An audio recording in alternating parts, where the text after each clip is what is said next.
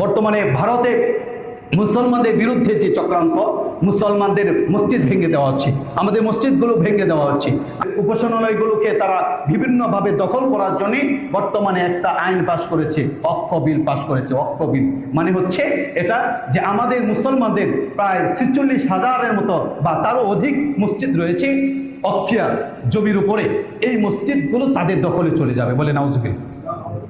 এবং তারা ইচ্ছা করলে রাষ্ট্র কর্তৃত্ব দেখে এই মসজিদগুলোকে তারা যেটা মন চায় সেটা করতে পারবে, মানে এই অধিকার তারা পায়। এখন যেহেতু আগে এই আইন পাস ছিল না, ওই সময় যেহেতু আমাদের মসজিদগুলো নিরাপদ ছিল না, 500 বছরের পুরাতন ওই বাবরি মসজিদকে ভেঙে সেখানে রাম মন্দির স্থাপন করতে পারে। এখন ওয়াকফ বিল পাস হওয়ার পরে আমরা আমাদের মুসলমানদের মসজিদের সম্মান বজায় রাখবো, এটা আমরা কখনো বিশ্বাস করিনি। কথা বলতে ঠিক।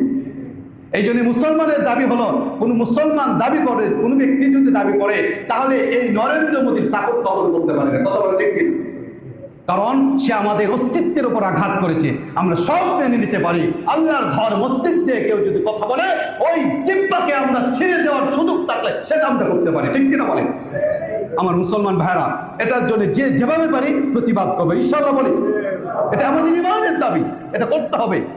যে যেখান থেকে পারি, যেভাবে পারি প্রতিবাদের অনেক সুযোগ রয়েছে। এই ইসলাম বিরোধী কসাই মোদীর বিরুদ্ধে আমাদের পদক্ষেপ নিতে হবে ইনশাআল্লাহ। সকলকে তৌফিক।